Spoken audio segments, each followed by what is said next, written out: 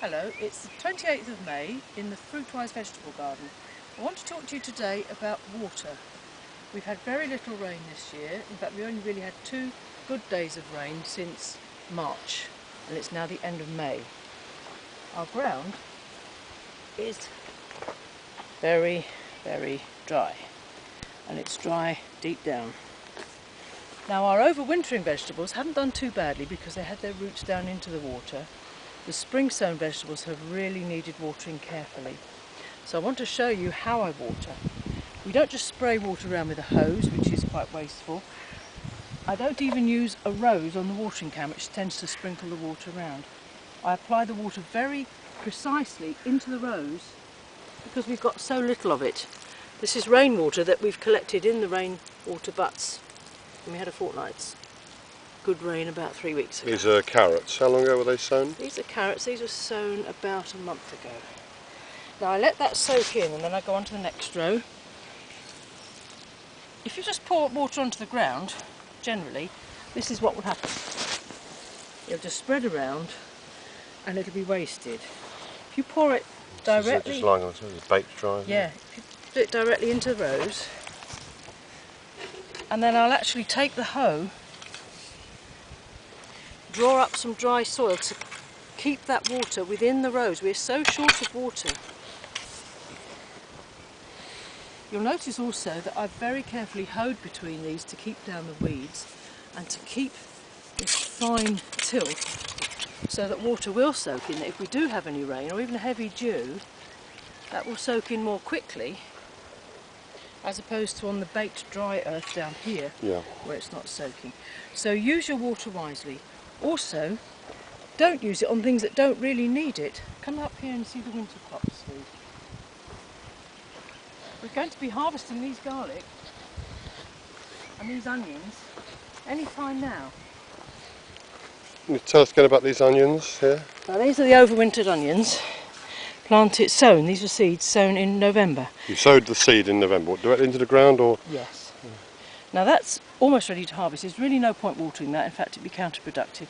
We want these to dry off in the sun, ready for harvest. So this is an onion crop in the last week of May. That's right.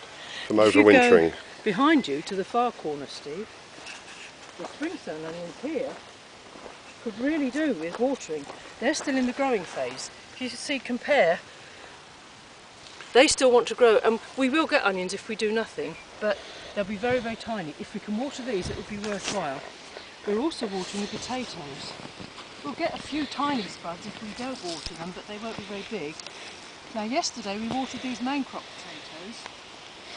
Then to conserve the moisture in the ground, I've been earthing them up today, covering over the rows and the moisture with dry soil.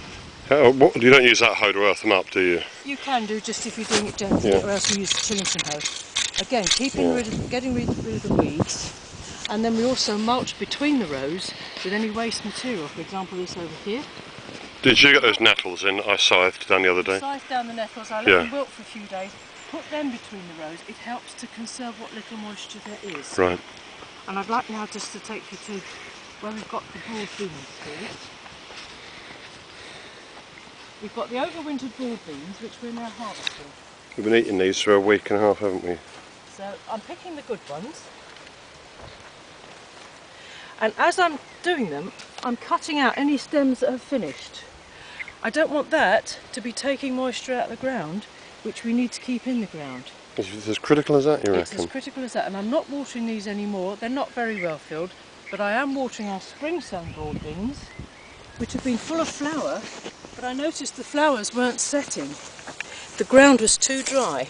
So I've had to start watering these very carefully. Little baby beans. They're beginning to set now. now. It is a successional sowing, isn't it? This is the spring-sown broad beans. Once we finish eating these ones should be coming They'll on. be coming on. And then the other thing to show you here, Steve, with the broad beans, about 10 days ago we planted French bean plants between the rows to protect them from the sun and the wind.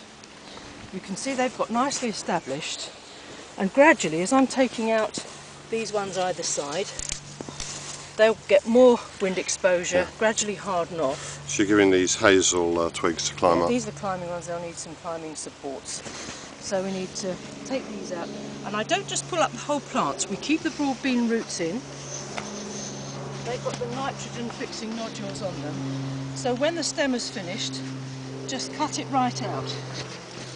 Leave the roots in, and then this can be used to mulch the potato rows to keep the moisture in there. To lay it on the surface. That's right, let's go and do that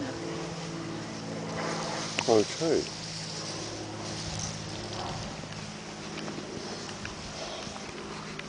Just spreading these between the rows will help to stop the moisture evaporating, and eventually that will rot down into the soil and feed the plants.